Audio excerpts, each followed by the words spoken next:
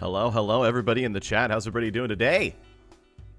I see Exit, I see Sheepwave, I see Gingers and Dragons, I see Savvy, Tsunami, I see Who's Here, I see a lot of, I see Toby, I see Toby's here, Exit's here, Phengly is better be here. We got a lot of people who have already shown up already. Ladies and gentlemen, welcome to the party. Happy to have you all here.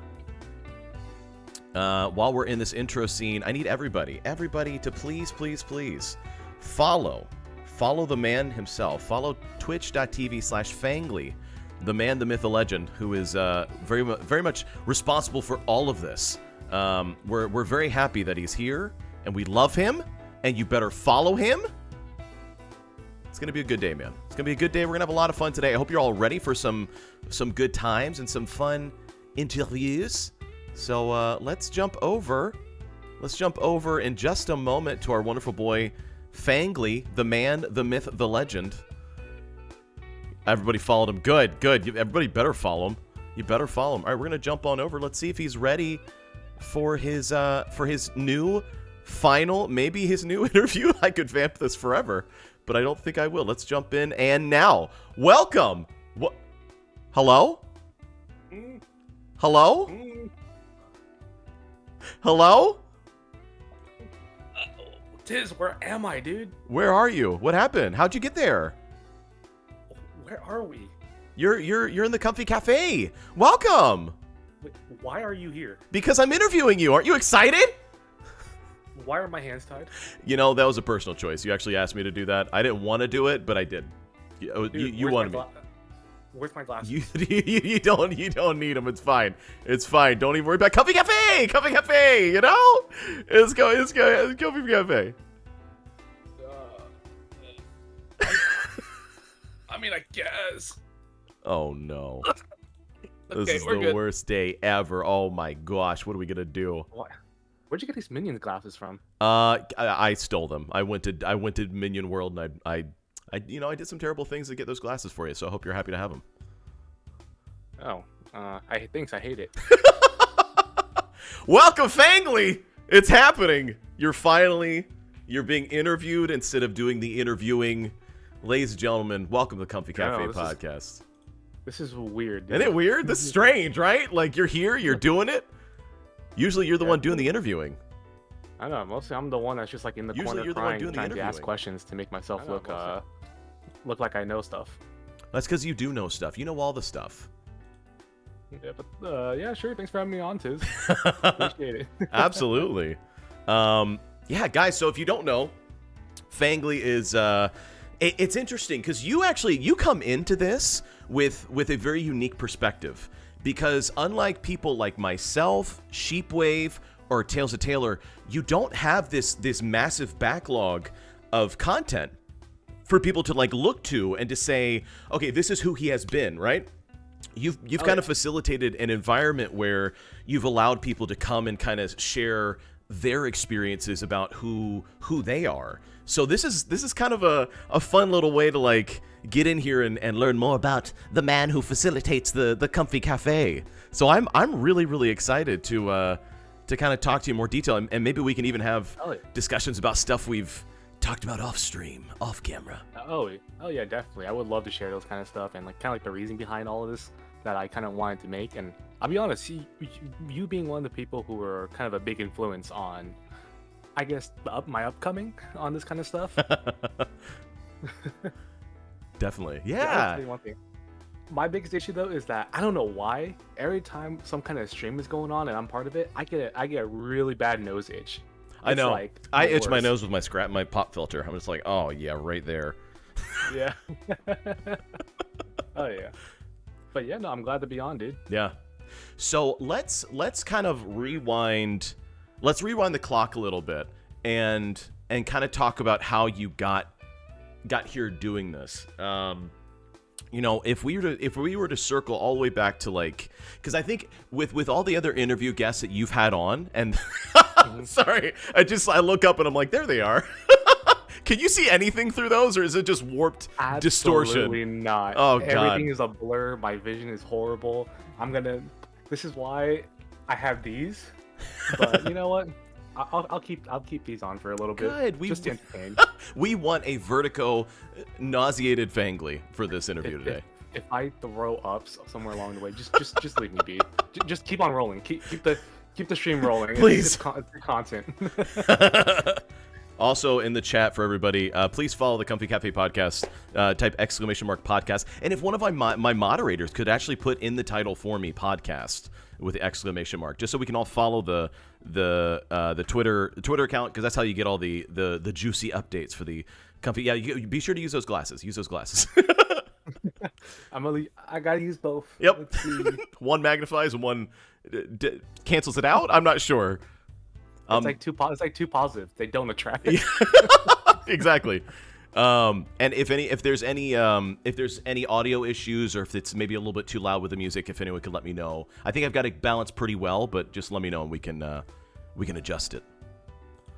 Mm-hmm. Let me see here for a second. So let's kind of go back a little bit. Let's talk about like your I don't want to be like your upbringing, but like, you know, where my downfall. Where did it all go wrong? I was kidding. Well, it all started when I found out what the internet was.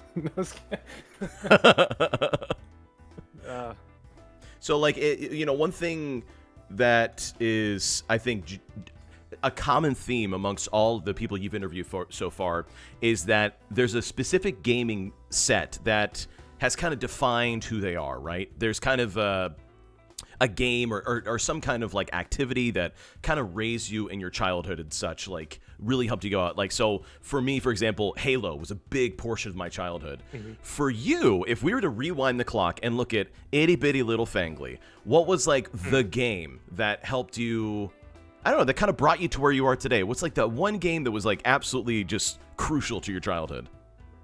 Man, I'd say it all started with Kingdom Hearts 1, dude. Really? Yep, Kingdom Hearts was the first game I actually I sat down as a kid. Because here's the thing, where I grew up, I didn't really have any friends because it was like a heart of, it's like, I mean, I can say it now. Because I'm long gone from it. It was like the heart of Moreno Valley. It's like when you're the only Asian kid in a community that's full of, you know, like, you know, American, Hispanic, you know, African Americans, it's kind of hard making friends in that way, because, you know, when you're little kids don't know better. They're like, oh, funny thing, people say this funny thing about this person, let's make fun of them, kind of thing. So I was kind of like a home kid. It's kind of like a home kid. All I did was play video games and read books. Okay. But man, I still remember when my dad brought home the PS2 for the first time, and he put in some kind of weird disc. I thought it was like Final Fantasy, but I plugged it. I'm like, who's this kid with the goofy boots? Heck yeah. Goofy shoes, and like, why does he have such a big key and stuff? But I'm like, this is kind of cool, and there's Disney characters in it. I got hooked instantly, and that was like the game I spent the most time on as a kid too. Like, I finished that game probably like 4 times as a kid growing up, because it was like one of that, and also Sonic Adventures 2. Nice. Okay. Yep. So what? But yeah, those were my games. What about those games that really resonated with you? Like, specifically with Kingdom Hearts, because I know that's like an ongoing like joke amongst everybody. Like, Kingdom Hearts is kind of like a weird game, but like if you really look at it at its core, like there's something special there, and I feel that same connection with Kingdom Hearts 1. Like, what is it for you that kind of helped you draw you in? I mean, what drew me in was just definitely the music when it first kicked in, because it's like, you know, it sounded so good. I'm like, what is this game? Because I'm so used to like your typical rock, you know, like Sonic Adventures 2, City Escape and stuff. But Kingdom Hearts took a different approach to it, and that one was kind of like, I'm like, this is weird. I'm so used to, or, you know, games like Call of Duty and stuff. All the old games are like heavy sounds. This one was kind of like more of a calm kind of feel to it, until you meet the Heartless, you know. But the concept of the game too really caught my eye. It was something more like, just be nice to people kind of thing. Like, I grew up kind of wanting to be a lot like Sora in a way, like, you know, just be nice to people even though they're mean back to you, you know. Just make friends kind of stuff. And that's the thing that kind of pushed me out of my shell, because as a kid growing up, I moved around a lot. Really? So it was, I've gone to like, God, I think in total from preschool all the way up until I guess college now, 10 different schools. I had no idea that you moved so much. Yeah, it was just a lot of it was a lot of moving, but also a lot of address issues, like when you Okay. want to come here, but then your address doesn't match, so you're only there at that school for like 2 weeks. Yeah. And then they're like, oh, we're gonna send him off to this school. Oh, nope, we gotta send him off to this school, all that kind of fun Wow. stuff. Okay. So that's pretty much. But without Kingdom Hearts, I wouldn't have gotten that push to kind of like, hey, just go talk to someone, even though they're mean to you, Yeah. just be nice to them, kind of thing. And that's kind of what slowly brought me out of my like shy shell and stuff. Okay. I know that you touched on a few things of just go out and be nice to people. I think if I were to throw some compliments your way, because I have the chance to do it, you are genuinely one of those people that I know for a fact are so. Oh my gosh! Thank you so much for the whatever that was. Sorry, an alert came up at the worst possible time. I can say confidently that you are one of those people that it seems like the situation does not deter you from being involved and being relatable with people. Like you have so much empathy in like who you are as a person that it's really kind of fascinating. I will also say, just from like me knowing you for so long, your ability to go from thinking about doing something to actually like executing it with plans and concrete goals and having some set understanding of like, no, this is what I want to do, is something that I've noticed that you excel out incredibly. From your perspective, I guess what are some like seminal moments that are like really core, I don't want to say core childhood moments that really defined who you are as a person, that kind of helped you lead to where you are today, that helped you develop those qualities? I mean, it was always just the fact that when I was growing up, you know how you're always with like your groups. Yeah. You got like groups of peers, but also groups of students that you have to work with and everything. Everyone says they're gonna do something and then they flake out on it. Yeah. Being that kind of being that kind of kid with a mindset, I love my dad. I love my dad because my dad kind of like taught me that if you're gonna do something, do it, kind of thing. And it really annoyed me to the point where it was like when someone says, "Oh, we're gonna do this," and all of a sudden, "Oh, we're not gonna do it anymore." I've become someone that's more of like, you know what? If they don't do it, I'm gonna do it. Yeah. Screw it. If they can't do what they say they're gonna do it, I'm just gonna come up with my own stuff. I'm gonna do it myself, because the amount of people that end up flaking on it, or they have like, oh, something came up, something's busy, and they don't kind of like give you a proper reason. They just don't want to do it anymore. Yeah. Just say you don't want to do it, kind of thing. Yeah. Even if I don't want to do something, I'm like, I don't feel like it. I'm not gonna do it. Or if it's gonna be like, I'm gonna do this, it's gonna happen. Kind of stuff. So it kind of helped create that mindset. And mostly with my like I said, mostly with my dad's mindset and his way of teaching me growing up. It's like, if you start something, you finish it, kind of thing. Yeah. So that's kind of how it all started with me. Because before, I used to be someone that would flake all the time. Trust me. Yeah. I'd be like, it's like, I want to do this, and then like last second, I'm just like, I'd be like, maybe not. It's like, But I would always come up with excuses like, oh, I can't do this because of this, because of that. But now I'm just like, no, sorry, dude, I'm just not feeling it. Yeah. No, for Kinda stuff. sure. You mentioned your dad and like your family being a big like motivating factor. You growing up from moving so much, like how did that affect your family dynamics of like, I guess that's a good place to even start. How many people are in your family? Oh, there's only like 5. Like I have like 2 siblings and my parents, so it's like 5 of us. But it's always been it's just always been back and forth, like from where I live now to back when I used to live in Moreno Valley, that Okay. kind of area. It's like it's more just pretty much, oh, I have family here, I have family there. It's just workplaces of my parents and everything. So it's always like, oh, we got to move to this house. Okay, after a few years, oh, we got to move to this house because of work, and all that stuff too. But I'm not, at first I hated it. Like I was Yeah. like, why am I leaving all my friends, kind of stuff. Like, well, why do I have to leave this area that I grew up in? Yeah. And then all of a sudden, I just stopped caring. I'm like, well, I guess I just gotta go make new friends now, and Yeah. all that stuff. But if me, older and more, a little bit, just a tiny bit wiser, would kind of look back and I'm like, you know what? It's a good thing I transferred and I moved so many times. I only moved like what, like 5 times in my life, like moved to 5 different houses and stuff. But I think like double that with schools. Yeah. Having to transfer every single time, it's scary at first. But when you kind of just realize, just talk to kids. You know, you guys all like all boy like most of the boys play video games. I can go talk to them about video games. It's like you start coming up with plans. Like as a kid, when I was like, oh, I'm transferring to this school, I'm just gonna look for the kids who are doing their work. Just look for the kids who are like the geeks, like the gamers and stuff. I don't need to be one of the cool kids and stuff, like all that fun stuff.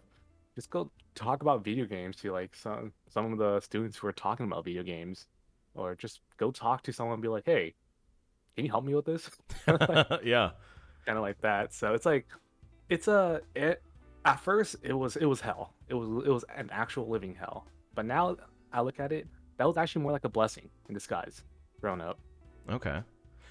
When you were in school, did you have any like extracurriculars that you were a part of, or anything that you were like pretty heavy in through like high school or middle school, or even like in college that you're like really into that's played a big role in your life? I would say I actually started off doing a lot of swimming. When I was Swimming. in, yep, when I was in elementary, Wow. yep, elementary school for about 2 years, 2.5 years, I did swimming, and then I moved back to where I am now, and then I kind of there was no good place to swim, or Yeah. like everyone there kind of all the schools that or practice places that were supposed to help, they all sucked. Like it's like those coaches where they're like, oh, do this drill, and they just go on their phone kind of thing. Yeah. Yeah, that was pretty much what happened with a lot of my swimming. A lot of times we tried out the Yeah. swimming stuff. I also tried out whatchamacallit. I did tennis in high school. I did that for about 2.5 years too, and then I got to junior varsity. I was the cat. I was I hit. I if I kept doing it, I would have been at least um part of varsity by my junior year, or the captain of my JV team. Wow. But I didn't because I'm not the smartest. I'm not the smartest person in the world. I want My to just grades, interject and say that's a lie. yeah, Ethan's really smart. my I was I was a very social kid Okay. because, like I said, growing up, transferring so many times going to different schools, you start learning how to become social, Yeah. like more and more social. I kind of socialized a little bit too much, so my grades Oh. and yeah, my grades were like slowly deteriorating, and my parents saw it, and they're like, you know what, you need to focus on school. Oh boy. So, so that's what happened. I saw it too, and I was like, it's understandable. I'm gonna focus on my school, on my classes and everything. So that kind of happened. I quit the tennis team. My coach was like so disappointed because he already had his old lineup ready Yeah. for the next year too, and so I was like, I felt so bad because he told me ahead of time. He's like, I'm gonna give you two options at our like what was it? It's like we had a little party like after the year for our team. He came up to me. He's like, Ethan, I'm gonna give you two options. You can be part of JV captain. You can be like one of the JV captains, or you can be in varsity, but like kind of like the lower ranks of varsity. Yeah. It's like, I'm gonna let you choose. And I just told him, I'm like, sorry, coach, I can't do tennis. And his face just looked like from happy to just, I don't know if it was sad, kind of a little bit annoyed. And he's like, why? I was like, my parents want me to focus on school. I need to up my grades a little bit more. This is No. Yeah, yeah, and he's like, what? Are you not studying well enough? I'm like, no, I'm just socializing too much. Oh man. I was honest with them. Yeah. I should have told them, I'm like, I'm socializing too much, and we spend a lot of time on the tennis courts. I need to start reading and studying up on my chapters because I'm not like the other kids. I can't just read it and know it. Oh I'm no. not as smart as many people. I'm the kid that has to like cram it in my Yeah. head, stay up past 1 in the morning, just reviewing it constantly until I go crazy, that kind of stuff. Oh my gosh. So that's kind of how it started with like how I had from swimming to tennis, and now now that I know how to actually manage my time, I do I've been starting up the kickboxing, jiu-jitsu, all that fun stuff too. And honestly, dude, it's been such a big help for like mentally and for my health Yeah. too. Like, you don't know, man. And as ironic and dumb as it is, the only reason why I started doing this was COVID weight, Yeah. because pandemic weight, and also my previous breakup. with Oh my- no. Yeah, that'll do it, man. Yeah, Yep. one solid breakup, and you're Yep. suddenly you'll be the best fighter in the world. It gave me it gave me time. I had the money Yeah, now. I just had the weight I needed to lose, and absolutely. the mental health kind of stuff. Yeah. Oh, that's so funny. Mhm. So you've No, been but doing like the MMA. Sorry, I'm like kicking something. You've been doing the MMA and like the mixed martial arts and kickboxing and jiu-jitsu for about a year now. What would you say is the biggest lesson you've learned from doing that? Now that you have basically like more or less a year under your belt of doing that. definitely discipline. A lot of discipline and a lot of respect. Like, it's not all about, oh, I learned how to do this, I learned how to do that. It's more like I learned how to just have respect for everyone. Just be like, oh, this person is new, or hey, this person has like no experience. This person is like, even if this person, let's say like this person's being a jerk and stuff, Yeah. still have respect for them. Have that discipline to not kind of like step up to them unless they try to hurt you or hurt, your friends, your family, Yeah. and then you can protect yourself. Because if it was me before and some stuff like that happened, I wouldn't have that kind of training and whatnot. And with people who do like I'll be honest, people who are annoying, Yeah. and stuff, I can actually just sit there and just kind of like smile and nod my head and be like, okay, I don't care. Yeah. Like, go ahead. And also the fact is like, go ahead, make fun of me, threaten me, make fun of me. I'm just gonna smile at you, kind Yeah. of thing. But the That's my second you discipline step right up, you're gonna wish you hadn't, kind of thing. Yeah, exactly. Like, Yeah. if you like, you can push me once, you can push me twice, but don't push me a third time, Yeah. because at that point you're just being aggressive. Yep. You're Kinda gonna be thing. on the floor. Hopefully, Yeah. hopefully not. Hopefully it never goes there. Yeah, of course. Yeah. But Um, no, it's a great thing. Mostly my parents too. I'm surprised. Like, my parents were all for it. They're like, yo, we need you to lose that weight too, because at that point, if I'm like, if my parents are starting to see that I'm very unhealthy and I am gaining a lot of weight, I'm not looking my best. yeah. They're gonna say it to me, and that's what my mom, that's what my dad was always telling me. And so when I asked them about it, I'm like, yo, can I start doing MMA stuff? They were like, do it, like, thank God you're the one that's pushing yourself to doing it, kind of thing. That's really cool that your parents were insightful enough and caring enough to be honest with you and be like, hey, let's kind of make a change going. Oh yeah, no, I love my parents, dude. I love them with all my heart, because even though it sounds mean, like if they're like, Ethan, you're gaining weight, you're getting fat again.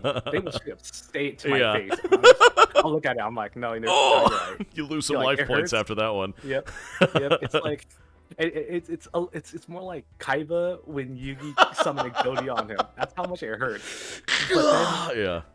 but then it's not wrong. They're Yeah. not lying. They're just being brutally honest, so I can Yeah. actually do something. Yeah. To help it, because it's. I think that's how parents are most of the time. There's whatever they say. It's like, I mean, not all parents, but whatever they say, sometimes you're like, yeah, that kind of hurts, but kind of right. Yeah. Sometimes you need to hear Yeah. those hard lessons to try and pull you back to reality or some semblance of it, if you will. Oh, yeah. Like, That's really interesting. So, you're going through college, or you're going through high school. You graduate high school after going to a lot of different schools, and now you're in college itself, right? What I guess what are let's kind of, if you're comfortable, I'd love to kind of talk about your journey through education, because I know from my experience with you, it's been kind of a tricky one for you, because you've been Yep. kind of discovering yourself and kind of figuring out where you want to go with your life. And I personally, even just interject, like, I think what you're doing now is fantastic. And I would love for you to explain to people kind of your process of going through that. 'Cause I think I really think that's valuable for people to hear. So, I mean, what was that journey like of going through college? Man, let me tell you, it was a trip. Yeah. It still is a trip. It's yeah, because I actually right now I'm doing bioeducation, so like teaching. Because I used to actually be part of a nursing program, but because growing up, high school was kind of when I had the idea. Like, I told myself I want to do nursing, like my junior year of high school, because I love science. Yeah. Science was like my favorite, like biology, anatomy, physio. Like I'm so like I'm grateful for my bio teacher I had, that kind of like created that interest in that subject for me. But the thing is about it is that going into college, it's more of I started I started kind of doing more things. Like, I started tutoring. I started becoming a private tutor, and I started getting my tutor jobs, and I started, teaching my classmates and everything. And the more that kind of came along, it kind of like alternated my alternated my thought process a little bit. Like, hey, nursing's great, but I'm having a lot of fun, teaching Yeah. and reviewing these subjects, or like showing students how to study instead of what to study, kind of stuff. And that kind of like that was like the first thing that started changing. But I still had that mindset. So, I already said I was going to do nursing. I said it. I need to finish it. Yeah. And it was it was to a point where I went on with it. I did my 2 years of community college, and I transferred to a school with a nursing program.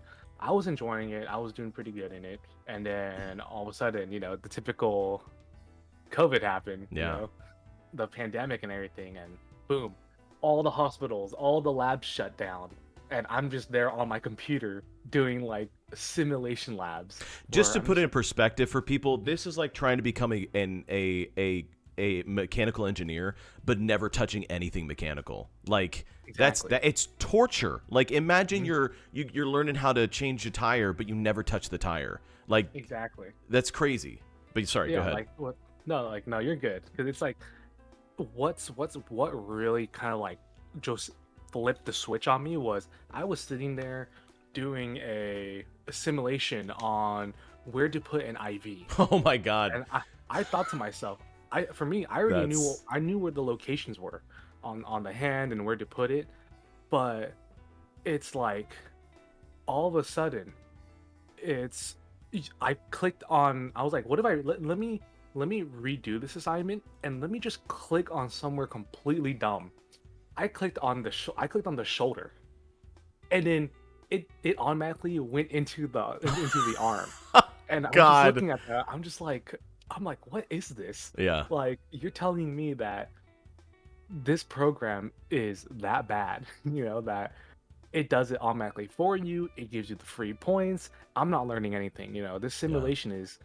If I learn this from a simulation and I see the way they do stuff like that. Oh, dude, I'm getting. Even if I have if I graduate my nursing degree and everything, I'm gonna get fired, Yeah, dude. I'm someone's gonna gonna kill someone. die. Like, Exactly. Like, I'm putting someone's life at risk for not yeah, knowing what the heck I'm doing. yeah, Because of a simulation that told me that this is where I put it, instead of me sitting there with a nurse, like a trained professional, and seeing how they do it and also trying to replicate it on, at the site.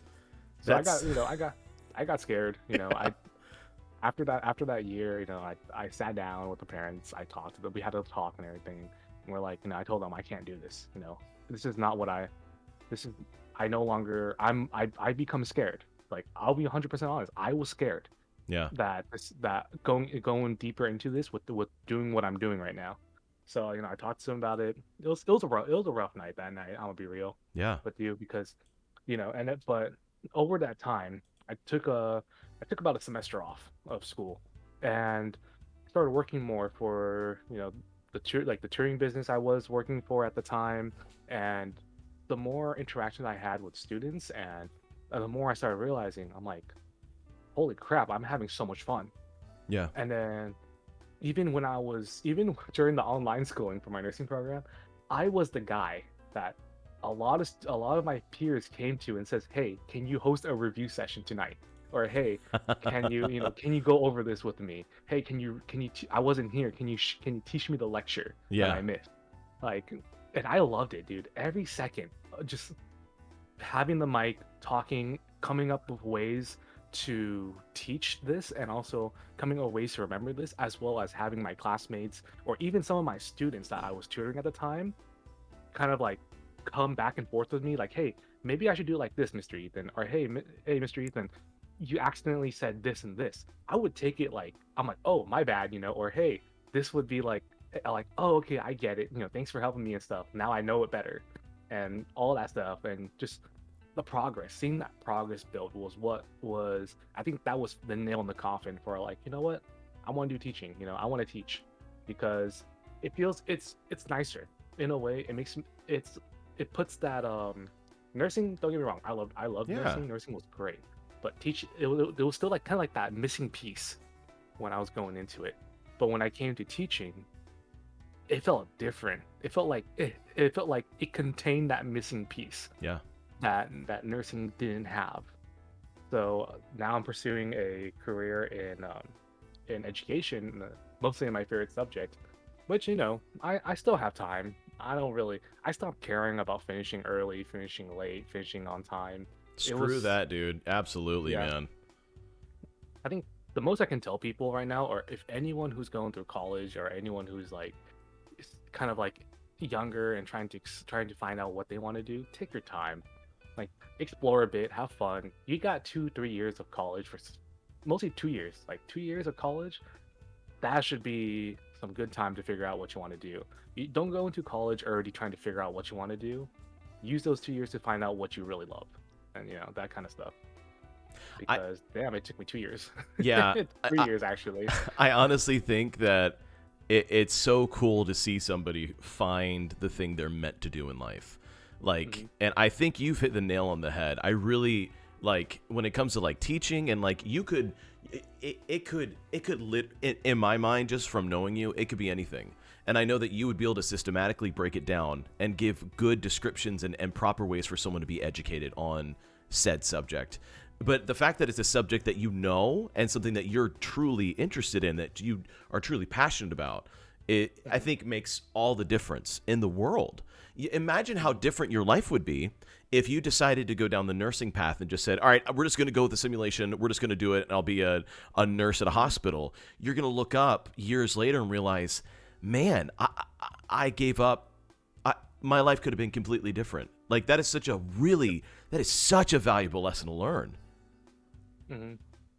You know? But in a way, I do want to say this though. I have Youth Think, I have Ash Napham, Koala, Duff, Jordan, Javi, like all you guys in the little friend group. I think if it wasn't for you guys kind of pushing me when I was at my lowest, Yeah. I wouldn't be where I am today, though. Like, I'm really grateful for that. And you guys, like, out of everyone that kind of saw me go through my hard times, I think you guys were actually the ones who stuck with me all the way through. And that's the one thing I will definitely say I cherish a lot. And I always think of you guys whenever I'm like stressed out, or whenever I'm like kind of at like a little bit lower point, like a lower point than I usually am. I'm just like, Yeah. I know for sure that these guys are they will push me. They will make fun of me. They will bully me. They will tell me I'm stinky. They'll still give me a push in the end. Like you guys, my family. I love all you guys. Yeah. That's Like, really even all those in chat too. Like being able to stream during my break, my semester off. Yeah. Yeah. Oh, Yeah, hey, it's Pizza Dog actually brings up a good point. He says he's got. Actually, I can't finish that sentence. It's on the screen. dude, I got a dumpy, dude. Come on, man. I got a dump truck. You know it. We spar. Oh god. Oh, you guys spar together? Oh, that's so cool. I didn't know that. Yeah. Our buddies and I every Sunday we get together sparring. Nice. It's nice. fun. It's fun stuff. There you go, man. Yeah, but it again, all in all, like even Pizza Dog here, I'm grateful for him and everything, because he always knows how to make me laugh in a way. That's good. Too. Like he's a great friend to have. But yeah, no, like it's crazy that if it really wasn't for you guys though during my semester off, like you're the one that actually pushed me to start streaming. Tiz, you're the one that I'm just like I created hey, the monster. Like I see you enjoying streaming and everything. I used to stream a little bit too, and I talked to you. I was like, hey Tiz, I might want to start streaming. And you kind of you Jordan and another one of my buddy, his name is Zach, really helped out with like helping me Nice. set things up. That's for sure. I viciously was shaking my crap top, being like, "Yes, you know, do it!" Nah, it was fun though. I really it's become such a fun hobby. Like I wish I had more time nowadays to Yeah. stream, but it's just dude, I'm so tired of work. Dude, I'm too exhausted by the Yeah. by the time I get back. Dude, and plus it's like take a shower, I'm done for the day. It can definitely be a grind, like especially when you come back from like a long day of work, or if you've been studying, you're at that point where you're like, if I look at another computer screen, I think I'm gonna vomit. It's just so the eye strain, like, oh my gosh, I know exactly what you mean. Exactly what you mean. Yep. On my end, I swear, if I gotta see another little kid again, I'm a punt him. No, I'm joking. Through a window. I'm joking. No, I love the students I work with now. Like they're great. I love those kids, even though they're crazy little monsters sometimes. They're all great. I think of you mentioned some really good points about kind of like the collective community and like the collective friend group, and I think back of how I met you, which was back in my YouTube streaming days, my YouTube content creation days years ago. And I think about like how you used to be like just a normal viewer. Then I think I made you a moderator at some point during the YouTube days. And then it was when I moved down to Florida, and we've been over this when you interviewed me. Yep. When I moved down to Florida, that's when,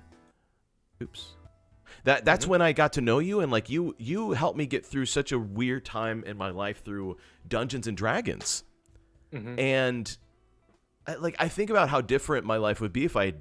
This could sound really cheesy. I think how different my life would be if I had not known you. You know what I mean?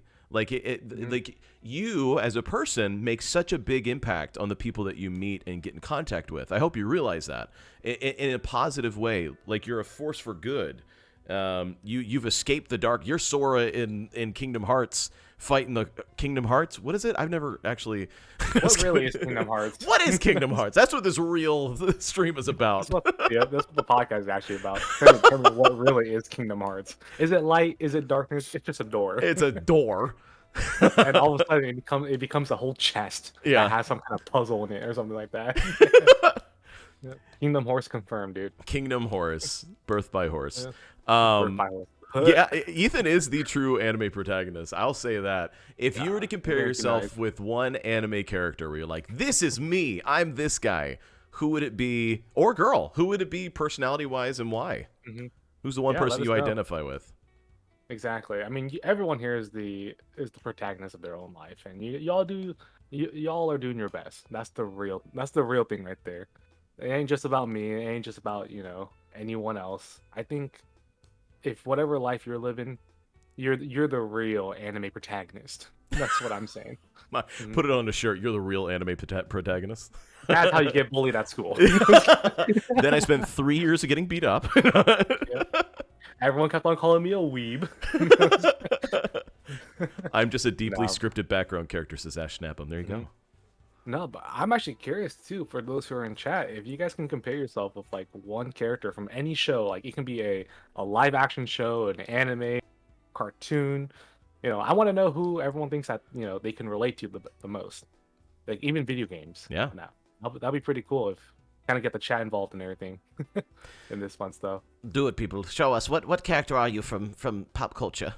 I would be a guy from the Walking Dead video game that gets eaten like within the first 2 minutes. Nah, you'll be fine. I'll be right. I'll figure it out. Speaking of like pop culture and some stuff, you are also, and maybe some people in here don't know it, you're also a storyteller. You've told some really cool stories with Dungeons and Dragons, which is how we got to know each other really, really well. And you've run a few campaigns as like kind of an eternal dungeon master in a way, where you took the mantle upon yourself, and you've been DMing games for me for a while now. Dude, it's been so long. Yeah, it has. Dude. I had to deal with your crap all the time when we played D&D. No, I'm joking. I love it. I love D&D, dude. Yeah. I can tell you how I started D&D. Yeah. It was crazy. So it all started off with like the fact that we had to. I was supposed to be part of a one shot, Okay. and then, like I said, my DM bailed. She had everything set up. We created our characters. I had Zoris, the one and Yep. only Zoris planned out, Zoris, baby. and all of a sudden, boom, she disappeared without a word. Like, what's gonna happen? Like, we were all ready, me and my buddies. We were like, okay, we got our sheets, we got our player characters, we got our I even had like my friend, I commissioned my friend to do artwork of Zoris. So I was ready for Yeah. the game. And all of and on that day we were supposed to play, she didn't show up. Oh gosh. So I'm just like, what the heck, you know? And I got a little bit annoyed. I forget about this. I'm gonna create my own D&D, and I already had. I'm like, there's one person I know for sure that is a voice actor, and he probably loved doing this. Was you? Was you? And then I was like, I'm gonna hit up Eggsy, and then at that time, Compound Killer, because at that time those were like you guys were like we already had that community going. Yeah, and Yeah. you pulled people from my community that it was like you already knew about them, so you pulled them in Mhm. and started doing it that way. Yeah, and then that's how it all started. And I was so angry that's why I created my own little homebrew story with Fates intervene. There was the city of Versadale was made, and all that. Yeah, Eggsy did hit me up. Oh, I nice. Oh, think I didn't know that Eggsy, part. right? Yeah, yeah, but it works either way because I know definitely Eggsy hit me up asking to be part of it. I need another player, and I was just like, you know what? Come on in. That kind of stuff. But you guys really did shape out the story for me. Like it really helped me out because dude, this is like it's crazy. Just someone with no Dungeons and Dragons experience. I was just like, well, I guess I'll DM. Yeah, It was scary. Being a DM is scary. I have so much respect for DMs out there because dude, that stuff is like, it's so much setting up. Like what with the one we have going on right now. Let me see yeah. if I have And I'll also say this that one. he's Ethan's gone Strixhaven. through a lot of different campaigns and one shots and groups, but this one that we're doing now, Strixhaven, This is one's great. I have never felt more connected and more enthralled by a D&D game than this. This is blowing my freaking mind. What you specifically are leading us through. I love this module. This Yeah. module has been such a fun run. This is my first module too. Like, out of 100% honesty, Yeah. this module, dude, I pre-ordered this book when I found out you get to go through the whole Strixhaven college experience, choose your colleges, have some players, and just boom, Yeah. like the story begins kind of stuff. And having you guys, it's the dude. I'll be real. Having you and the oddities go from like, oh, we're like the vigilante heroes to Yeah. yeah, we're gonna split up. Half of us are gonna be good students, and the other half are gonna be a bunch of jerks, Yep. and like scam people. And we got like our two in betweens that don't know better. Yep.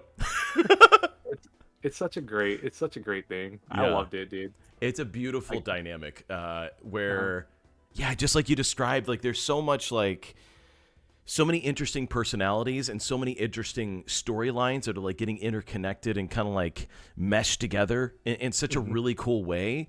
It's so I've never had more fun playing Dungeons and Dragons than right now, with what It's you've fun. got going on. Yeah, no, I love every second of it. Like all like from all my previous players to all my special guests to all my current players, Yeah, the oddities, Eggsy, Compound Killer, you guys all helped me out in some way too with my experience, DMing, and we've tried out so many different things. Even you started coming up with your own one shots. yeah, Dude, and it's been fun, dude. Your story creation, your world building yeah. has been wild. Even your Thanks. improving. You guys, if there's one thing I've learned playing D&D is how to improv. Yeah. Because let me let chat know how things go normally with our session. Okay. I have everything. I have 2 pages, a whole 2 page planned out for what's gonna happen. You know how much we get through. I want chat. A I'm lot. gonna give chat a little. I'm gonna give chat a little bit of time to guess. How many pages do you think we go through in one session? And out of the 2 pages, I feel like a lot of people might get it right if they A fourth. Yep, a if fourth. if that. Eggsy's on. Yep. Nope. It's already Eggsy's already got it. About a fourth of a page. Out of the 2 pages I have written out, Yeah. 1/4 has been at one time almost only 2 sentences. It was almost like it went from, oh, you guys wake up, and all of a sudden we're in the Underdark. Yep. And I'm just like, why are we here? I didn't plan this. I know, like, what in the heck? I think I remember that. I think Roy was like, "I want to go down the drain" or some ridiculousness. It was 2 sentences in. I just recapped everything, and you're like, "Yep, I'm going to the Undercity or Undertown, or whatever you call it." Undertown, I think is what we call it. Undertown, I think is what we called it. The gutter underneath the drowning dragon. Yeah, it's like where the black market is, and you're like, "That's the first thing I want to do today." I'm just like, "Well, I guess we're off to some improv." No, but you guys taught me how to improv a lot, dude. That's why even with the Strixhaven, there's a lot of stuff that's not in the book. Okay. But all of you guys have conditioned me so much that if they go, like, I have the mindset now. If they go off task, like I'll come up with it. Like the food fight you guys had. Yeah. It's like, all right. Yeah, that was not in the book. Really? I thought it was. I totally thought it was planned. Nope. I improv'd all of that. Man, that is brilliant. Just because someone threw food. One of you guys threw food. And I'm like, you know what? I'm going to give him a little bit of taste of it. Yeah. It wasn't my character, dude. My character's a good little boy. Ezra would never. Ezra's great, dude. It's so weird because it's such a 180 from Roy. Yes, it is. When you really think about it, because I was like, holy crap. The moment you brought up Ezra to me, and you told me how his personality was like, I'm just like, wait a minute, this doesn't sound right. This isn't the Roy I've had to deal with for how many years? I know. I think it's almost been like, we're almost at like 4 years, dude. Yeah. Maybe 5. Almost. It's crazy. It is. But no, I've enjoyed it through and through. And I know that I'm supposed to have a Pokemon D&D coming up. I'm still working on that. Yeah. You know, it's been like 2 years. I mean, not 2 years. Probably like 1 year. Probably like a year, yeah. Yeah, probably about a year since we talked about it and we had it set up. But time, you know, kind of crazy with time. Everyone got their own schedules. True. Yeah. No, I mean, it is what it is. That's the fun thing about it. I will say, from my perspective as being a player of yours, it's made me, like, my perspective on D&D has always been around the idea of, well, how does Ethan do it? How can I go off of the way that he's started it? Like, you've established a foundation, whether I like it or not, and I love it. Of like, this is how I want to play the game. Like, this is how I enjoy this type of storytelling. So, I mean, round of applause. That's so hard to do for me. Like, all for you, dude. 100%. No, man. Like, your one shots are crazy though. Like, we'll see what the gears. The like, steampunk one, yeah. The steampunk one, like, holy crap! The ending of that was wild. Yeah. And like the IKEA one was pretty funny. So for those in the chat, I've done 2 main one shots. I hurt just thinking of the IKEA one. Hurt. We sat there for like 2 hours creating maps, only to use 3 of them. We literally spent like how many hours? I feel so bad about this. We're literally, I sat Ethan down. I'm like, all right, I have a one shot where we have like, it's kind of similar to Strixhaven where the characters are in like, they're in college basically. And then they all go to IKEA and they get lost and they have to fight PewDiePie at the end. And I set up like, I honestly think it was like 9 or 10 maps and we used 2 of them. if that, it was so, Oh, dude, I know. Just because I was so excited for him to see all the maps. I'm at the end, we're like, dude, we only got through like 3 out of the 7. Yeah, that was me. I still have them saved on my computer too. We'll use them sometime. Yep, maybe in some other day, some other year. It is what it is, though, you know. But it was still a fun time, though. Like I loved it. I love the little. I love that white room that you had where you're like. Our drawings is what creates it. Literally, there's a portion where there's just a drawn whiteboard, and like in Roll20, you can draw on it. And I said, all right, you have to find a way to get across. And then someone started drawing because this group is full of artists, so they start drawing. I'm like, suddenly a bridge appears, and then they just like start going across. Oh, dude, no, it was so funny. And like what? And then what? Some of the oddity members, Peter Griffin, Yeah. they drew Sans Undertale, all that fun stuff, and you're just like, what the, like, what the heck, dude? Oh my But gosh. dude, I love D&D though. D&D Yeah. brings a lot of people together. I really, the one thing I really hope for all new players or and all DMs is if you're a DM, just have fun. Don't be hard on your players. If you're new or a veteran, play to your players' level, kind of thing. Of not in-game level, but their level of interacting, role playing, and all that stuff in the game. Because being personally from experience, not saying anything, but being backseat DM'd is the worst when you're Yes, it new. is. But also, like, there's that fine line between someone trying to be helpful and someone that's just backseating you. And you never want to backseat your players though too, and you never want to have a player backseat, your other players. So it's like if you're gonna start DMing, there has to be a line that's drawn, and there has to be a line that, oh, this is funny, so I'm gonna let it happen, or okay, maybe this weapon is a little too overpowered, or Yeah. hey, maybe this dog is a little too overpowered. This dire wolf, I need to kill it. All right, so we had a dire wolf that was it was like level 20. It killed Yep. everything. We would just like release it, be like, I think his name was Terry, like, go Terry, Yep, and it very. murdered everything. It was Yep. so funny. I sat down after we finished a session and we exited out the call. I'm like, damn, I need to kill that dog. Oh my I'm like, you know what? gosh. We're gonna kill him. Yeah, he's got just to go. just to make it fair. He's got to go.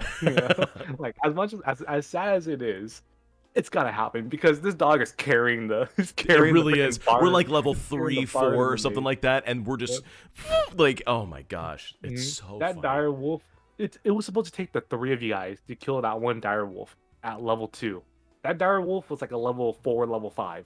Good So lord. I'm just at that point. I'm like, nah, he has to go. Yeah. I'm sorry, Terry, but you gotta go. Either you run away, but you guys kept on rolling like Eggsy kept on rolling high animal handling checks, and I just sat there. I'm just like, are you serious? I'm like, okay, now he has to go. If he's not running away, I gotta kill him. Wow, that's so It's just, good. it's just like you just walk out and you're like, sorry, old boy, with the shotgun in one hand. Mm, It was, that's such good oh, it was times, man. something. It was, dude. I wouldn't mind reliving those days of D&D. Yeah. But I in a way, I wish I can go back to my older self, to my younger self Hmm. that didn't know much about D&D and see how now that I'm more experienced, how I could have handled it Yeah. during that time. Dude, mostly with all the improv, all the knowledge of like items and all that, like, classes, races, map building and all that stuff. Oh man. I feel like it would have been so much better, but hey, I mean, can say we from got my there. perspective, I did not notice a lack of ability when it came to telling a story in any way. Like, I knew you were new to an extent, but you did not show it at all, Mm. in my opinion. So you did a great It's all, job, and you still do a it's great all job. about false confidence, baby. Let's Yeah. go. Just smile at the camera and nod. You know? Yeah. So You're like, what? yeah, that happened. Yeah, we did it. You're still doing Yeah. it. Oh Yeah. gosh. No, but dude, I'll be honest though, like your story with Roy, like you gave me a whole document to read, Yeah. but I was so invested in it. Like I spent like at least 30 minutes to an hour just like slowly reading through every detail, your whole story. It was so good, dude. Like Thank I you. loved it. Like mostly with him and his story about the Sky Children and stuff. Yeah, I was like, Children of the holy Sky, crap. man. Mm-hmm. Every time I make a Children. character, I detail out specifically like what it is about them, because for me, from my perspective, I need that in order to get in the head of the Mm-hmm. character and to make sure that I understand their intentions, so I don't venture outside of that. Because if I do, then it's I'm doing myself a disservice as well as the party a disservice. And if Yeah. there's anything that needs to be changed, then you could be like, "We're not doing that. You're not. No, Then I No, could reel it Pickle's in." not becoming a lich. Yeah, Pickle. Oh my gosh. Oh, Pickle's great. I hate that you create Pickle only to make him like a common enemy throughout Yep. throughout every one shot. Every one shot, he's in there somewhere. Yeah. He's like the little Easter egg that Yep. you've created in Pickle our is one shots. a time traveling green tiefling who's just he's hell bent on becoming a lich, a powerful demon wizard basically, and he shows up all over the place in like he portal hops, he travels between dimensions. He's been in every one of my one shots. It's just it's a lot of fun. He's actually the concept of Doctor Strange if Doctor Strange was the evil guy. Yeah, if it all went wrong, that's Pickle. You know? Yep. No, yeah, at all those sessions, every session that we've had together has been such a fun time. Yeah, I loved every single one of it. it is Too, good. and definitely gonna have more planned in the future. I'm gonna see if we can. I'm gonna see if I can get more people from the community coming along too for like the little one shots Yes. and everything. Because what I want to try doing is I want to try making a one shot that's in the universe of Phase Intervene and just have Ooh. new players kind of coming into the. Remember that guild hall that we have? Yep. That in the city of Versatile? Yep. Oh yeah. That was what I wanted. Yeah. I mean, we're still on a little bit of hiatus for the oddities and everything, Yeah. A little bit. but that's kind of like at the point where I want to see if I can get that started with like certain people from the community, get them together for a one shot. People who are interested in D&D, run them through a one shot.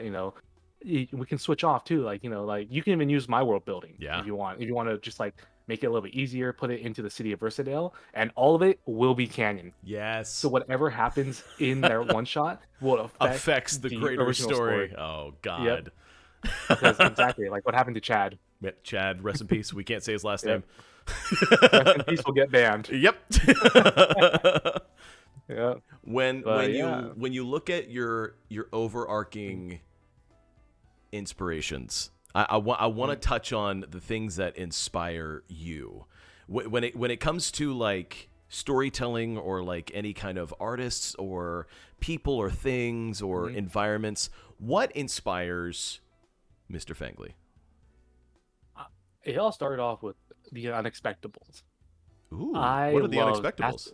They are a D&D group of people that I've watched throughout the years. People who've done like I don't know if some people might know them. It's like Takahata 101, Gaijin Goomba, Edward Bosco, he's a voice actor too for a few games.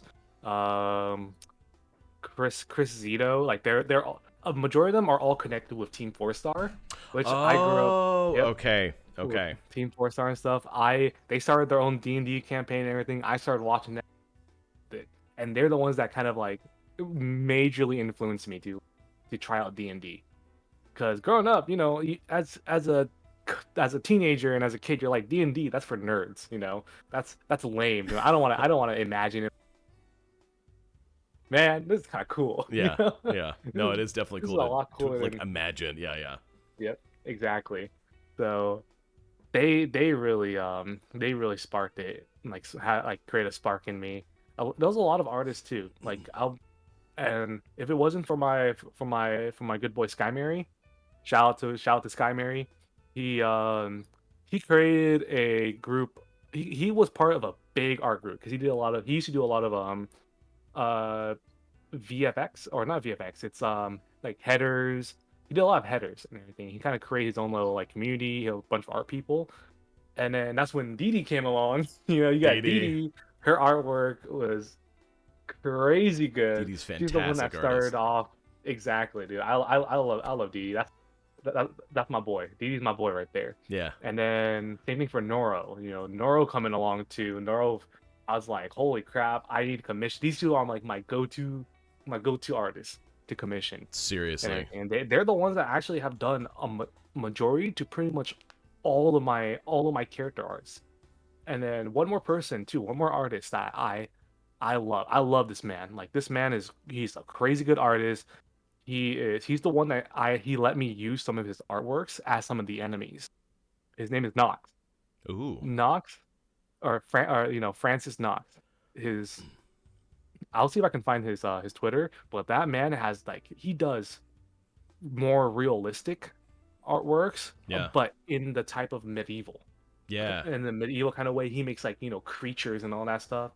That man is talented. And I don't know.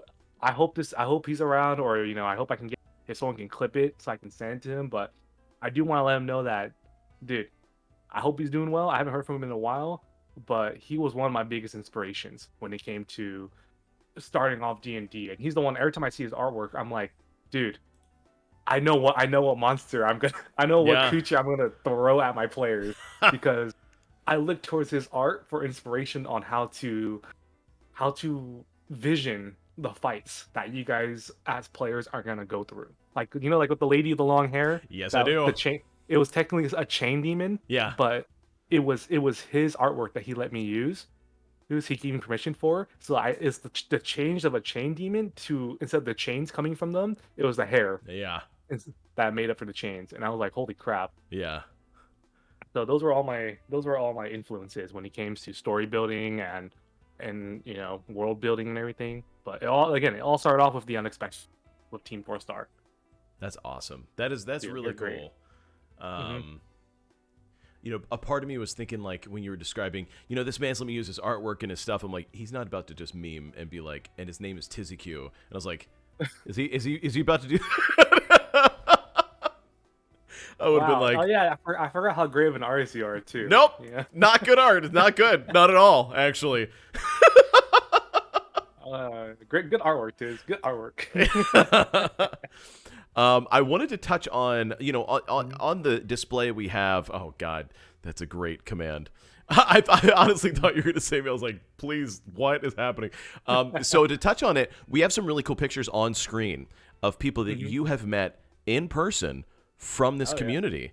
And I want to start from the bottom up just because I don't know what the bottom picture is. We see the middle one is the aquarium, and the top one is Sheppel Swerve, as well as the man, the myth, the legend, Bryce. Bryce, the one The on bottom, yeah. who's in that bottom picture? I'll probably So recognize it, but I don't know. the people in the bottom are actually friends of mine before I met you, or Okay. we started talking a bit more. It's Sky Mary, Zachary, and Key. They they were the first friends that I actually ever met in person, like at Anime Expo in LA. We Wow. actually like ran into each other. We've known each other. We talked. We were all in, or more like it was me and Sky Mary, the one in the, if you guys can see it, the one in the back middle. He was the one that I kind of got along with. We were part of the same music server, where like just music sharing server and stuff. We kicked it off really well, and he was like, "Hey, I'm going to Anime Expo," and I was like, I'm going too. So we actually ended up meeting up, and I ran into his buddy Zach, the one that's kneeling down with this in the middle. Okay. I ended up hanging out with them for the whole day, and we came up with a plan. We're like, the next Anime Expo, the three of us, we're going 4 days in LA, Nice. and that's how it kicked off. And Zach, his buddy Key, the one on the right hand side, he's a great kid. He's like the youngest one out of all of us. He's got a lot to learn, but I love that guy. He's a good kid. He's always funny.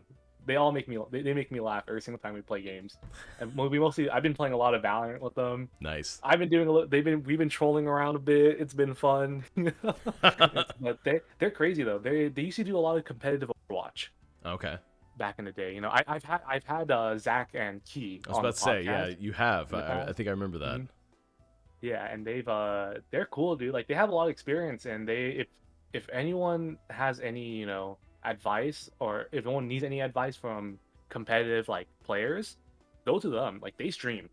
Zach and Key, they stream too. And then if I know that I for sure you can find them in one of the YouTube videos when I had the interview with them Yeah. and everything on the podcast. So you guys can go on the YouTube there, find their social post that I posted, and give them a follow too, because for whoever wants to get into the competitive scene or just some advice, go hit them up during their streams. They're 100% happy to give you guys that advice and give you guys that kind of like push, because it's like they said, they told me before, they're like, it's not easy.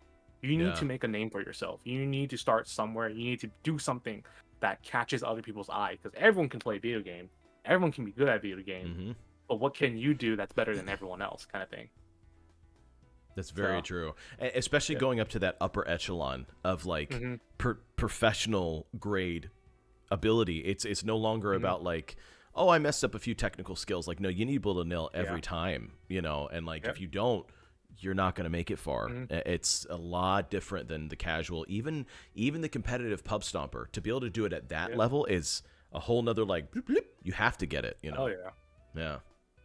But yeah, no, I love those. I love those boys. You know, they're with my buddy Zach. He's always like, oh, and Key, Wait, because repeat that. I think your audio cut out just a second ago. we're Repeat that one more time for me. whenever we're together, my buddy Zach's always like, we're like the AZN boys. Since like the three of us are Asian, he's like, we're the AZN boys, and there's Key because the three of us were Asian. We're technically Asian. Yeah.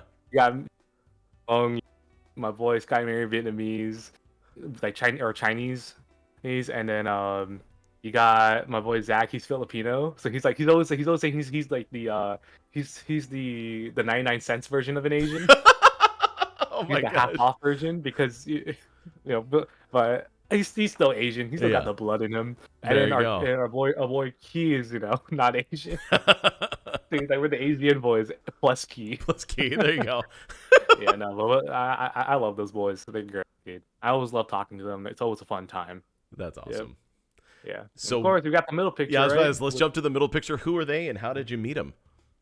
So the one on the far right, that's Chonk. The one in the middle is Taylor. The one on the left is Ash, and the one in the chair is Ethan. Yes. No, Yes. No, Flip but it it was over great. first. It was crazy. I didn't think I would have this opportunity. That I would have this kind of opportunity too, being able to meet up with Ash, Taylor, and not she's not in there, but our mod Shamdo. Yeah, Shamdo. That's right. She was there too. Yep, it was a great time. Like honestly, it was kind of last second. It was very last second, and I just said screw it. I'm gonna do it. Like let's go. I'll join y'all at the aquarium. And I don't know. It was weird. It was weird. It felt unreal in a way because I've just met Taylor. I just met Ash. Sheepwave, and the gang. Jordan, the gang, and everyone. But I never thought it felt so fast that I'm like, holy crap, I'm already gonna meet these guys, kind of stuff. But it was fun. It was a great time, like being able just to goof around with them, create those TizziQ fish. My God. And then yeah, and then getting some gifts for them, but then Chonk showing them off to like another little kid just tagging. It was such a fun time and everything. And Ash and Taylor, they're great. They're great friends. Taylor's hilarious. Ash is the actual mom friend that I can just be like, look at those youngins over there. Go watch Disney Channel or something, kind of stuff. The law. Yeah, but yep, it's great though. They're nice. They're really nice. They were really nice people, and I would love to hang out with them again. And everything. I know Ash is in here. I know Duff is in here, but man, I can't wait to hang out with them again. And if Taylor hears it too, man, I miss Taylor. That man's kind of hot. Not gonna lie. That's a man. Damn, that is a man. He'll tuck you in at night and fight your worst enemies. Yep. And give you a kiss on the forehead. And give you a kiss on the forehead. Exactly. Yeah, exactly. Also known as the law. Yep. And then we jump up to that top picture. We got Bryce, we got you, we got Sheppel Swerve. Mm-hmm. Explain to the people how that happened. Dude, honestly, it was crazy. I'll be honest, it started off as a thought process in my head. When I was at my lowest, I was just like, man, I want, Duff was one of the first people I went to. I'm gonna keep it open. Yeah. When I was at my lowest, Duff was one of the people I went to. And he told me, he's like, if you need anything, dude, come to Utah. He had his arms open, and he was very understanding, and honestly, it was I wouldn't. He's such a great friend, and I'm glad that today, I can call him one of my closest friends. Like you, all of you guys in the group chat are like my closest friends. Yeah. And everything, but he gave me that thought. He was like, when he said come to Utah and stuff, I thought to myself, like, you know what, maybe I should take a trip down and visit them and just hang out and chill with the boys and stuff. Yeah. Which it ended up happening. I don't know how honestly, for me, in your shoes, I don't know how I was able to do that. But it happened. What did your parents say to you going out to Utah to visit strange men you've never met before? About that.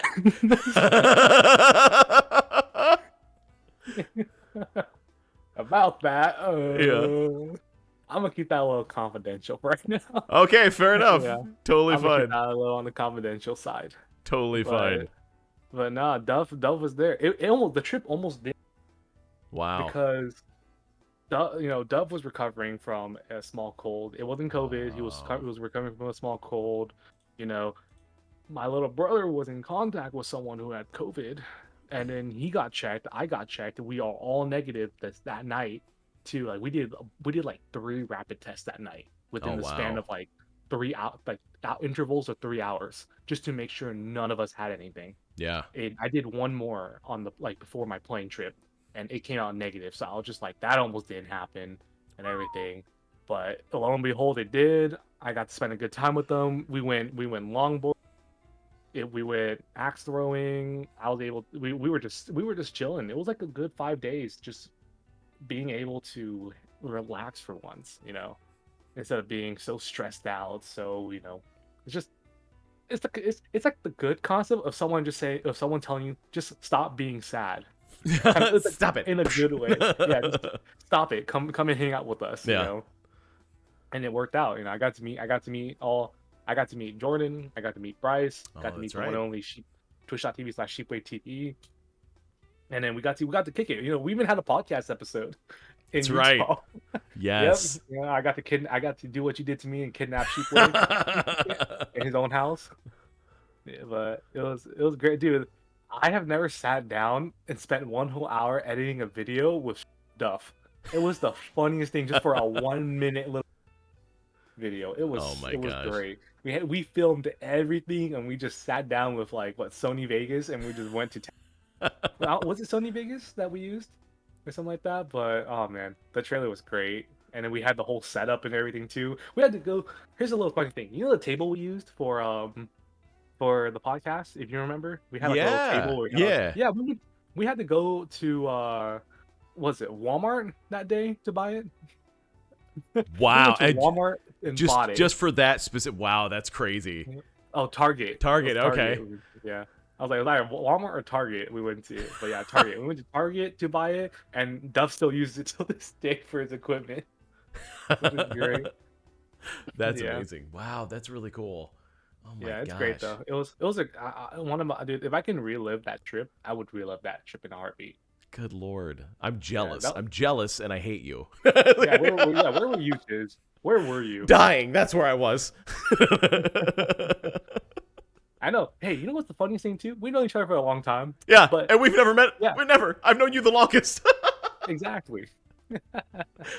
I know. Where were you, Tiz? God dang it. Oh man, it's great though. It's funny. Yeah. But, hey, eventually. Eventually, one day, man. One day we will make that trip. One day we'll make a trip. Whoever knows, one day we'll have Japan anime time. Oh my gosh. One day we're all gonna end up in Japan. There's gonna be a TizziCon in Japan. Yes, sir. Oh Yep. man. It really is. So we've hit the hour 15-ish mark. I want to keep going just a little bit further, but I wanted to check in with you. Did you need to take a break? Did we need to, or do you want to power through and find a nice little conclusion point? Or I guess the ball's in your court, or even the chat's court, where we can kind of see where we go from here, because we've covered a lot of ground so far. Yeah, I mean, if chat has any questions that they want to ask and anything, I'm always down to answer it. And if it's something like for me or for the both of us or anything, I'm cool with it. And I'm cool to keep on going too. I'm cool to keep on going. Perfect. We will. My throat's not dead yet. Maybe later, but Yeah. I'm still good. We'll keep an eye on some questions from the chat. So if you have any questions, tag at TizziQ in chat itself, and then I'll answer them as I see them. But I want to give just some general questions, if you will. If I had a magic wand, we're gonna do a hypothetical here, where pull out a magic wand. I'm scared. I wave it over your head and I say, boom. What's the one thing you would wish for that would change your life, that would be exactly what you're looking for and everything that you would ever want? Happiness. No, Happiness? I'm joking. We can't have that. No, if it's It could be a dream, it could be an aspiration, it could be a goal. What is it? If I wave the magic wand, you now have it. What is it? probably just be able to visit, a lot of my friends, a lot of people I've met throughout the years that I can consider really good friends, a lot of people who are special to me. I would love to have at least like a week or maybe even like a month to travel around and get to meet all of them, honestly. Because I need to meet all of them and give them a warm hug and just say thank you. That's the thing. That was That's my wish. the sweetest answer ever. I'd ask for $1 billion. And now that makes me and you completely different. Screw friendship. I want money. I don't want to be rich, man. I want to have a corner in the market of all toilet paper so that I become like this tyrant of toilet paper. Oh no, what is this? The start of the pandemic? Yep. Exactly. Oh, dearest me. So where I guess let's pretend this is a job interview. Where do you see yourself in 5 years from now? 5 years from now. Where's your life gonna go? Probably in the classroom yelling at kids to do their work. No, but yeah, no, I see myself. Hopefully, I really hope as a teacher in 5 years, or in a classroom doing my thing, just doing what I love in a way, and being able to come back home and kick it with you guys like we usually do, and everything, and we just be adults, talk about taxes and everything. Oh God, If I'm talking about taxes in 5 years, someone take a baseball bat to my head. Dude, honestly, tell me about it. If we sit down and talk about mortgage, let's talk about 1099s. Oh God, yeah, no, like our no. 1099s and what, and talking about did you know that I had to put some more WD-40 on my bicycle and stuff? I have to take more Advil for my joints. Like, yeah, dude. What's that thing? I have to start taking 1-a-day pills. Oh God, just to function. I do sit-ups not to be healthy. I do sit-ups so my intestines don't implode. Like, yeah. God. Honestly, yeah. That's when you just snap, crackle, and pop my kneecaps, dude. Oh, it's coming. Trust me. Yeah, we actually become Oblivion NPC. That's what we become. So, do you plan on becoming a professor? Like, would you want to get your master's or a doctorate and then go at it that way? Eventually, yes. Like, eventually I do want to try. I don't want to say for certain yet. I don't want to push on to that, like push myself into that closure. But if I can, and if depends on how life is treating me, if I have that opportunity, I really do want to push towards that if I can, because it'd be fun. I want to try to see the difference between teaching, the high school teenagers to actual adults in that way. So that'd be pretty fun. Yeah, I like that. It's great. Like I doing something new. It's always so cool. Or like trying something new, I think. Is like the best feeling. How do you handle failure in your life? When things go wrong, when things don't go as planned, or they completely implode, how do you handle failure? Oh, dude, I used to just be at my lowest. Like, I would beat myself up over my own failure and everything. Like, growing up, that's how it always was. Like, yo, if I did something wrong, I was like, don't talk to me, I messed up, Yeah. Like pretty much cry. Yeah. Kind of stuff. Like, just, that's right, cry. Kind of thing. Yeah, but it was over the years now, like, there's always gonna be failure. You're always gonna fail in your life, and that's the one thing my dad's always told me. My dad was the one person that, out of everyone that's always given me life advice, it's always been my dad. My mom was the one that was teaching me all about street smarts, do this, learn how to cook. She taught me this. She taught me how to live. How to stay alive. My dad was the one with the wise words, and he always told me, "You're gonna fail. You're gonna fail a lot in your life. Yeah. But when you fail, you better make sure that you learn from what you failed. Like, why did you fail? What did you do to fail? And you make sure that doesn't happen again. Yeah. Because failure only brings in success, too, and that's what my dad always taught me. And with that, growing up with him always telling me that, it really changed my mindset. Where I'm just like, I was like, damn, I didn't do well. Like, example, I didn't do well on this quiz or on this test, but let me look back and let me see what I did wrong on it, so that when I have my final, I'm gonna get those right. Yeah. too. And I have my dad in the back of my head. I always hear my dad telling, "Hey, you messed this up, you failed, but figure out what you did wrong, Yeah. and don't let it bother you, because now that you know what you got wrong, you're gonna get it right the next time." And it always works like that.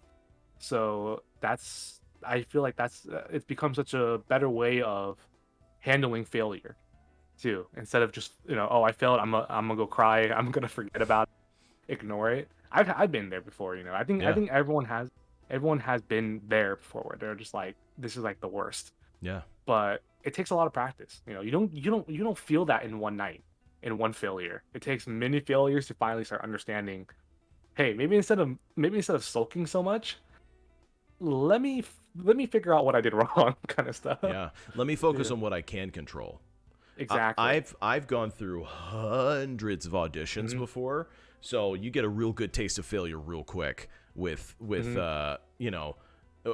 how to handle like rejection and stuff. So hmm I know what you mean. Oh yeah, yeah. It's hard. It is hard though. Like, it's not easy. It's easier said than done to just learn and move on about it. Because dude, it hurts Yeah. when you fail. It's never easy to recover. Like, it's hard to recover from failure. But sometimes you just gotta take 4 steps back to go 6 steps forward, right? And at the end of the day, that's 2 steps forward. You know what I mean? Exactly. Like, even if you had some setbacks, you still technically moved forward further than where you were before. Yep. Yeah. And that's the one thing I like saying, like that's like the one thing I always tell my students now. I'm like, yeah, you didn't do too well today. That's like 4 steps back. But this whole week you've been doing great. So that's already like 8 steps forward. So Yeah. you're still 4 steps up. Yeah. So you still made progress. And that's like, I always remind my students that too, because the students I work with, they're not in the best, situations. They either, they're on the spectrum, they're on, they come from bad backgrounds. They have it rough. Those kids aren't like your normal kids. So I'm Yeah. always there reminding them. I'm like, hey, dude, I know you did great this week. I know you had one bad day, but think about it. That's one day out of the 5 days that you're here.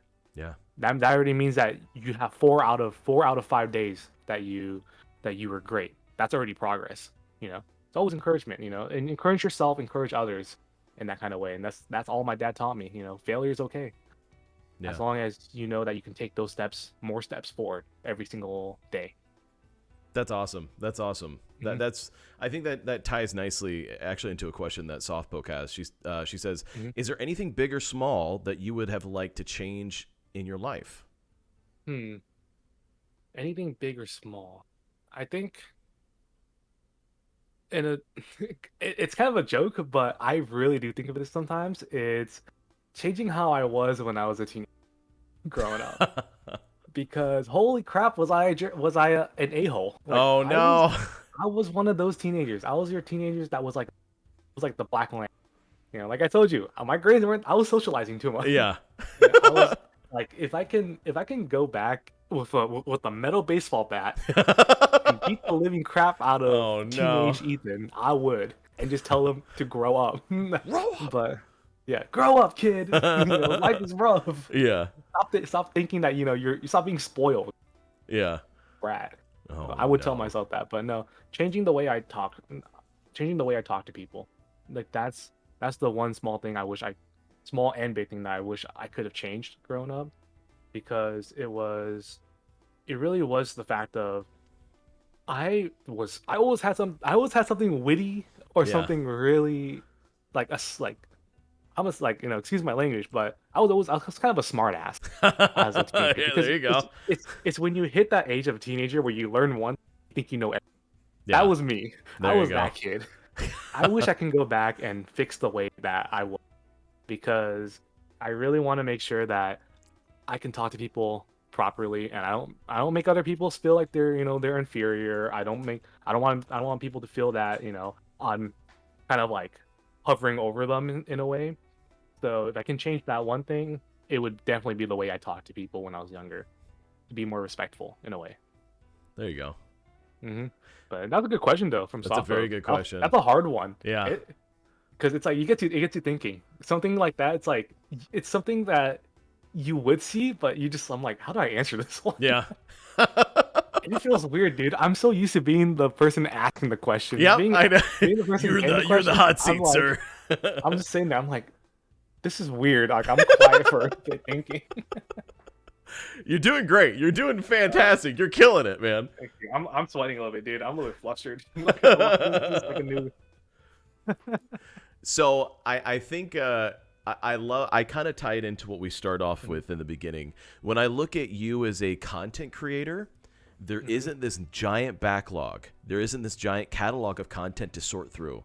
Like I have, like Tales of Taylor, like Sheepwave, like Ash, like a lot of these other people. Yeah. You come from a very unique perspective of almost being a kind of, you have a much better eagle eye view because you've seen it from so many different people's perspectives. You know, where do you see yourself in the realm of content creation, or even in streaming, or, you know, where do you identify yourself in that realm? Do you see yourself making a YouTube channel and doing something like, because I know obviously you have like your stream that you do, and it's I love when you stream, and I love the podcast that you facilitated, which, by the way, for anybody who's watching, I remember Ethan in the same sentence saying, I'm going to make a podcast. Then 5 minutes later starts making the background. It literally starts creating the background, and like, all right, I need music. I know someone who does music. Let me go to SheepwaveTV. He goes to SheepwaveTV. He says, I need some music. Sheepwave slaps the piano, and he gives him the banger we're listening to very, very, very softly in the background. But seeing you take things from idea to implementation is so nice to me as someone who cannot do that as easily. So in the realm of content creation, and as well as in the realm of your talents, like where do you see yourself in possibly doing that more, or like what's your thoughts on that? I do want to keep on going with the podcast. Like I love this podcast, and it was wild because it's just like, I don't know. I sat down, I'm like, there's so many. I thought to myself, and this was like before I said it. I know so much about you, Taylor, Ash, Sheepwave, you know, and so many more like Dazer, my buddies Zach and Key, everyone that's been part of the podcast, you know, Ika, Cynthion, Yeah. you know, I listen to all their music. I talk to you guys like on a daily basis, but I realize, you know what? Let's just mix all these communities together. Let's let people start coming together from every community to learn more about, you know, people within the group, people within the people within other people's channels and everything, and how much we can mesh everyone together. Yeah. And how like, even if it's just like one person from another community that all of a sudden they're like, oh, who's this new person? Oh, I like this person's attitude. I like this person's energy. I'm gonna go give them a follow. So it's like it started with you, with the nice to be nice. I think nice that's where it all began, because helping each other grow. Either you're small, you're big, you're doesn't matter who you are. If it takes one person to look at a new person and that's like, I like that person, I'm gonna go give them a follow. That's awesome, and everything. You know, you get someone new to the community, and then you guys just start kind of connecting in a way. It's all about connections. And that's what I think is the most important, because I know that you guys are crazy in your just start knowing like, oh, Tutor P knows this person. I also knows this person. I love Jason, dude. Jason. I love Jason. He's so like, glad I was able to talk to him. He's 2 connections away from like Post Malone. Like he knows everybody. He really is. He is like the great aggregator of networking. It's crazy. It's absolutely crazy. I love that man, dude. I love him so much. Jason is so cool. Very cool, man. Like his connections is wild. Him, yes, it is. I think him and then my other boy, Voidku. Yeah. Like both of them have such big connections to so many people too. So whenever I look at them, I'm like, dude, you guys are wild. And because honestly, I think if it wasn't for Tutor, we would probably eventually meet, like, you know who Tales of Taylor was, dude. and It's who Ash crazy. Was. Literally, But it's so insane. It was all Jason. Literally, it was all Jason. He led us there. Mm-hmm. I know for a fact my life would be distinctly different if I hadn't met Tales of Taylor, Ash Nepham, Sheepwave, Koala, all these other people that have connected this broader community. Like, dude, that's crazy. Dude, tell me about it. It's if I don't know if Jason's here, but if anyone can clip it to him and just tell him that he's the big man, dude. He's the big boy. He's honestly I think if it was anyone who started it all, it was Jason. Yeah. 100%. Jason is the OG. He out connected of this all of us. massive conglomerate that is Sheepwave and Friends. Our boy Tutor P, dude. He is the connection. He's the mainframe. Yep. He's the motherboard that connects all the pieces. Yep. Yeah. He is he connected us to the conglomerate that is Sheepwave and Friends. Exactly. Patent pending. Because SheepwaveTV is the main He's the anime main protagonist. His hair smells great too, I assume. Oh, dude, I love his hair. It's so smooth. I wonder what kind of conditioner. Yeah, I want to use it. I know. I want to use this conditioner. I hear it's like Irish Spring soap or something like that. That's what I use. I would never use that. I have to use Head and Shoulders, or else my head's like, it's gonna snow. Snowing? That's because you have dandruff. I'm like, oh god, Oh god, my skin is dying on my head. If I don't use Head and Shoulders, my head will itch so much that it'll bleed. Off topic much? Sorry. So I would say that we're coming close to the end point, if you will. Coming to a close of this little snippet. And if I were to give my take, if you will, on kind of like everything that's been going on, I think of when I think of Phengly, I think of a good person, 100%. I think of someone who cares, who has a genuine, I think, an interest in people's betterment. I think of someone who is, I think, genuinely involved in a way that is much more dynamic and much more personal than you would expect. I know for a fact that my depressive episodes when I first moved down to Florida would not have been able to have been conquered without Phengly, for a fact. And so you as a person, you're somebody who cares, and you have such a innate ability to empathize with people on such a personal level, which is why you're going to be such a great teacher and a professor one day, because you've got such a, like, it's in your blood. Like it's a very amazing quality that you're not going to find in a lot of people. And the fact that you do have it is like, well, of course nursing isn't going to work out because you like that's not what you're meant to do. And like the fact that you have found what you're meant to do is just so fascinating and cool. So my closing remarks will be, you're a good person and you're a fantastic human being, and we are lucky to have you in some way in our lives, But what would you like to be your closing statement? What's something you want to leave people with? I really do appreciate, everything and your what you're saying. But I guess all in all, it's like, I never hold myself at that high of a standard. Honestly, I never want to hold myself up to that high standard because I don't know. I just never, I always look at myself in a bad perspective. Like, what can I do to be better? Yeah. But that kind of adds on to the statement of, I think there's a lot more people out there that are way better than who I am as a person, because I didn't start off good. I still don't see myself as the person I want to be. There's still a lot for me to learn. Yeah. And there's everyone in here has taught me something, and I'm always down to learn more from everyone else. And if you're gonna do something, the best advice I can give someone is, if you're gonna do something, just do it. Even if you fail at doing it, or even if it doesn't work out, so what? You always got there's always another time. Just do it if it makes you happy, kind of thing. Yeah. See, like, don't hold yourself back from what you want to do and what you don't want to do. If you don't want to do it, don't do it. If you want to do it, just try it out. Do it. Yeah. Don't be scared, because it's all about failing. It's all about failing. I can't speak anymore. Yeah, no, it's all about failing. Like, don't think it's a bad thing. I mean, failing too much can end up being bad, but because that just shows that you're not learning from your. But the first few times is okay, because you're gonna end up figuring out what you really want to do. You're gonna figure out your mistakes, and you're gonna be fine in the end. I think we're all gonna get to where, no matter how long it takes. And honestly, I feel like a lot of people, everyone in the chat too, is definitely like, you guys are all somewhere farther than I am. That's what I see. Yeah. Even you, Tiz. Like, you guys are already onto some good stuff in life. I still got a lot to learn on my end. So I think I can understand that perspective, though.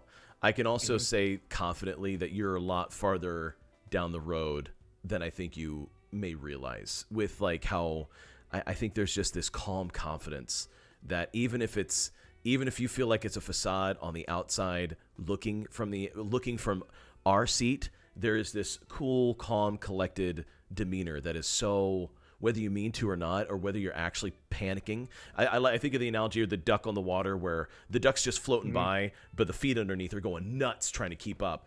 All we honestly see is that duck floating on the water, and I've on very few occasions seen you crack in a way where it's like you see kind of like oh no, I'm actually very stressed out right now. Like, this is very rough what I'm going through. But as a friend and as someone who's seen from my perspective, there is such a cool confidence that's always come along with you. I try my best even when the house is on fire. Yep, you're the guy with the like, this is fine. Yep. Sometimes you just gotta smile. Just smile a bit. Tell yourself it'll be fine. I hope. I hope so. Yeah, I might go down the house, but maybe God will make it rain. I hope so. Oh man. But no, I mean, all in all, I think everyone here, you guys are doing fine. I love everyone here. Like, everyone in chat, all of you guys, you, Tiz, all the main group, everyone in chat. You guys are all great people, and just keep on being you. In the end, it really is just you being you is what makes you great. It makes you such a wonderful person, too. And I love getting to know more about everyone too. And I'm happy that I can call you one of my closest friends, Tiz. Me as well, buddy. Me as well, man. Yep. All good though. All is good, and we just staying comfy out here. Staying comfy out here, ladies and gentlemen. That has been twitch.tv/Phengly. Phengly, dude, thank you so much. Ethan, we love you. Thank you for coming out. Nah, I love you guys back. Absolutely. Right. Guys, oh, go ahead. You're going to say something. Say it. Oh my gosh. No, I was just saying that before we end off, let's do something that you always do, Tiz, because I always say it myself at the end of every. It is nice to be nice. It is nice to be nice. I love it. Let's find somebody. Who we gonna raid? I think I see our boy Tiny Tony on right now. Hey, let's raid Tiny Tony. Absolutely. I haven't watched his streams in a while, but he's been popping off. He's doing great. That's my streamer. Yes. That's our streamer right there. Yes, I agree. Also, one more. Can I make one more announcement? Yes. Before we call it. So, I'm gonna have another before the month ends. There's gonna be another podcast. It's gonna be able to represent this month in general. As you guys know, it is Pride Month, and we do have a special guest coming in that I will be interviewing. I'll be talking to, asking them questions, and she is in this chat right now too. She's a great streamer. You all probably know her. It's the one only Softpoke. Oh, that's gonna be our next my guest. gosh, I am so excited. That is going to be out very there to cool. represent. Yep, she's gonna be the one representing this podcast with Pride Month. Fantastic. Yep. So if everyone can show her some love too, go for it. Very cool. Ethan, thank you so much for letting me host the podcast for a brief minute. Very excited to see the next one. Thank you, dude. Yeah, man, that's exciting stuff. Well, guys, let's go ahead and raid Tiny Tony. Thank you so much for coming out to the Comfy Cafe podcast, everybody. Next time you see it, it will be back in Phengly's hands. He will have his baby, and I will no longer be disgracing this interview seat. Everybody have a great rest of your day. We will see you next time. All right. See you guys. Oh, now is probably a good time for you to chug that Sonic energy drink. Don't actually drink it. It'll kill you. No, Ethan. I still can't believe my little sister brought that. I can't see in these. 3, 2, 1, and raid. There we go. There we go. All right, let me have it vamp a little bit so we can get some kind of thing going here, and then I'm going to